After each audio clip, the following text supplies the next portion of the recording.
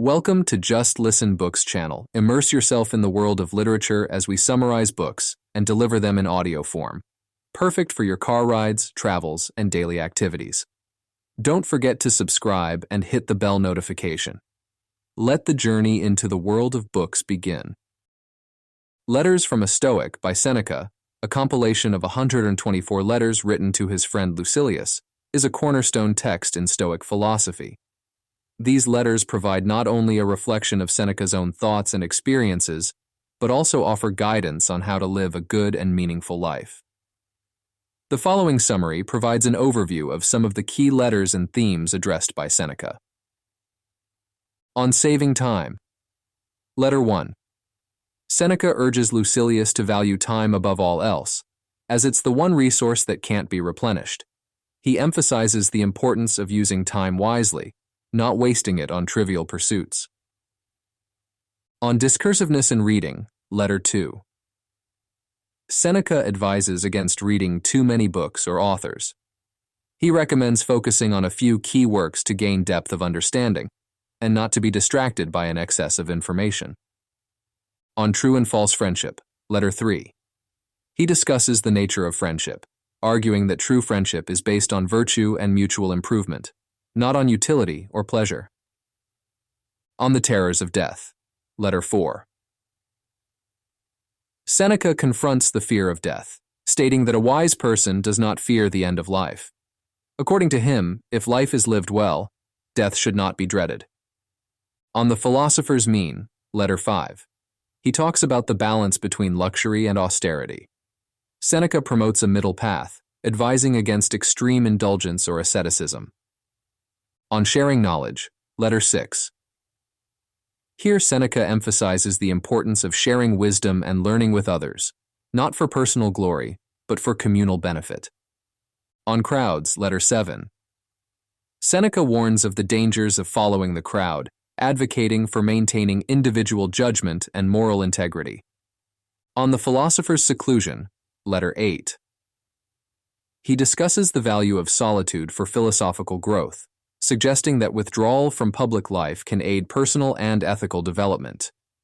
On philosophy and friendship, Letter 9. Seneca explores how philosophy can deepen and enrich friendships, making them more meaningful and based on shared virtues. On living to oneself, Letter 10. He advises Lucilius to live according to his own principles and values rather than seeking approval from others. On the blush of modesty, Letter 11. Seneca considers modesty a natural and positive human trait, indicative of a virtuous character. On old age, Letter 12. He addresses the challenges of aging, suggesting that one can maintain mental and spiritual vigor despite physical decline. On groundless fears, Letter 13. Seneca discusses irrational fears and the importance of confronting them with reason and logic. On the reasons for withdrawing from the world, Letter 14. He elaborates on why a philosopher might choose to withdraw from public affairs to focus on personal growth and reflection. On brawn and brains, Letter 15. Seneca contrasts physical strength with intellectual and moral strength, favoring the latter for a meaningful life. On philosophy, the guide of life, Letter 16.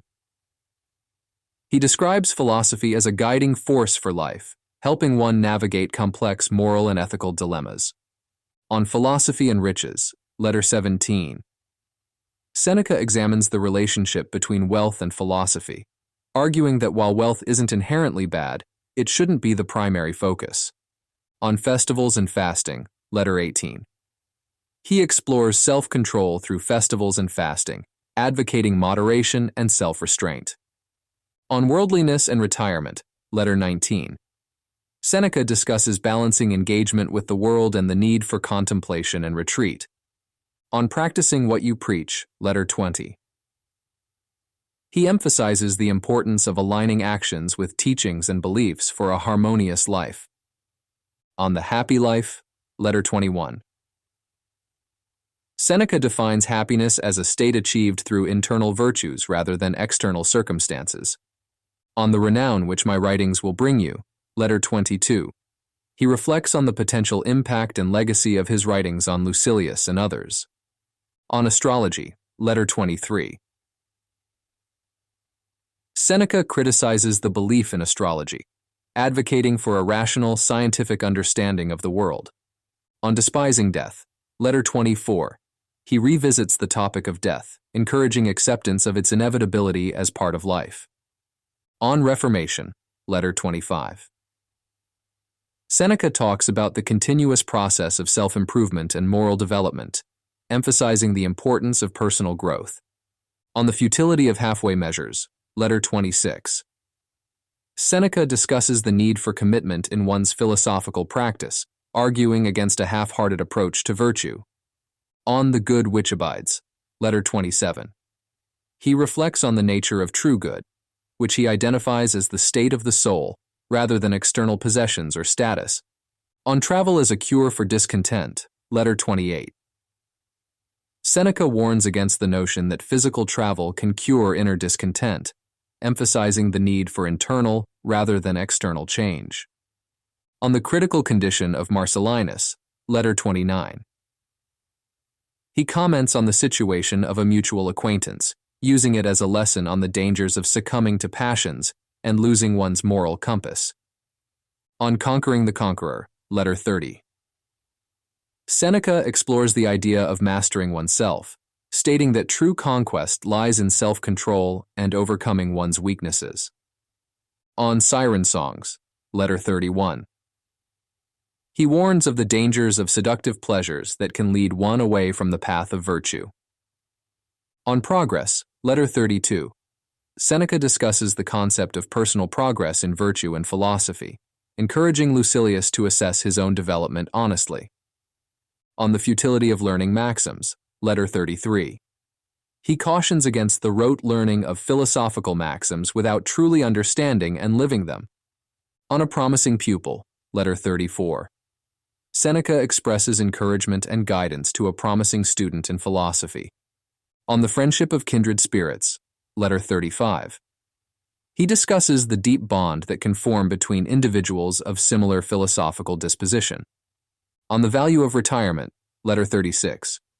Seneca elaborates on the benefits of retiring from public life to focus on personal philosophical pursuits. On Allegiance to Virtue, Letter 37. He underscores the importance of steadfast commitment to virtue in all of life's circumstances. On Quiet and Study, Letter 38. Seneca emphasizes the value of quiet and study for the philosopher's growth and understanding. On Noble Aspirations, Letter 39. He discusses the nature of noble aspirations and the pursuit of higher goals beyond mundane concerns. On the proper style for a philosopher's discourse, Letter 40. Seneca advises on the style and approach a philosopher should adopt in discourse, advocating clarity and substance over ornate language. The subsequent letters continue in a similar manner, each tackling different aspects of Stoic philosophy and practical wisdom.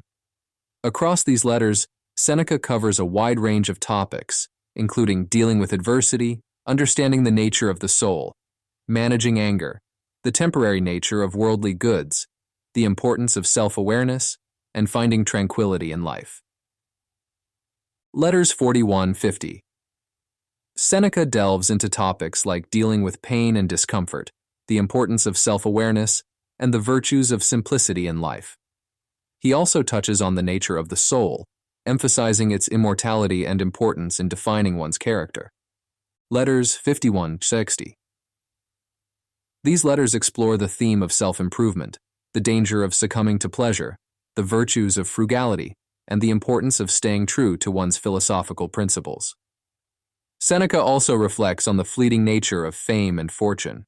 Letters 61-70. Here, Seneca discusses topics such as the value of adversity in building character, the importance of setting high ethical standards, and the role of philosophy in offering consolation during times of distress. Letters 71-80.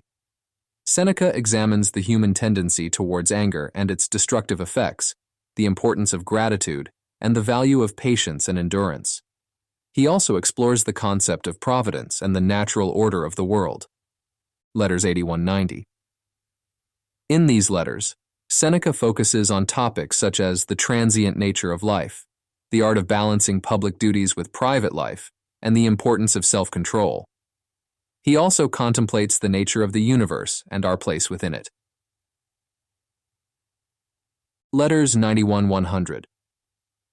These letters cover the importance of maintaining one's ethical integrity in the face of external pressures, the need for consistency in philosophical practice, and the virtues of kindness and generosity.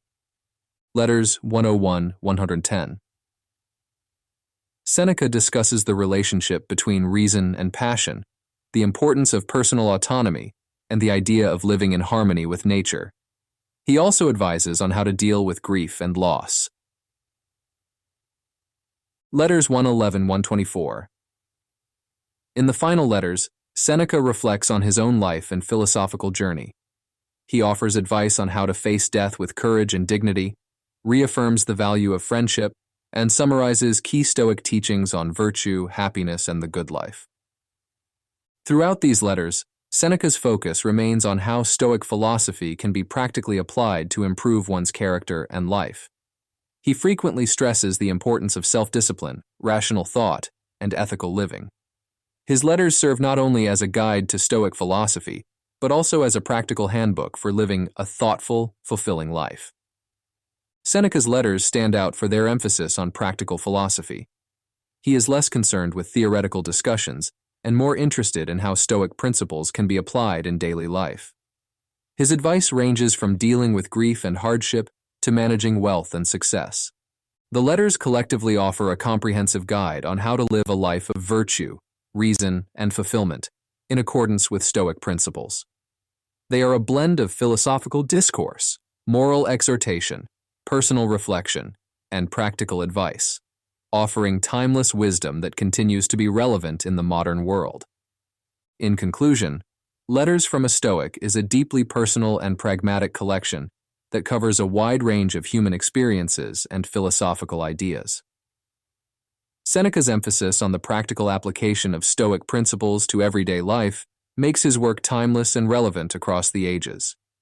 His insights into human nature, ethics, and the pursuit of a meaningful life continue to resonate with readers seeking wisdom on how to live well. Thank you for staying with us until the end. Your support means the world to us. Click subscribe and hit the bell to be the first to enjoy our upcoming audiobooks. Together, let's continue this amazing journey through stories and tales.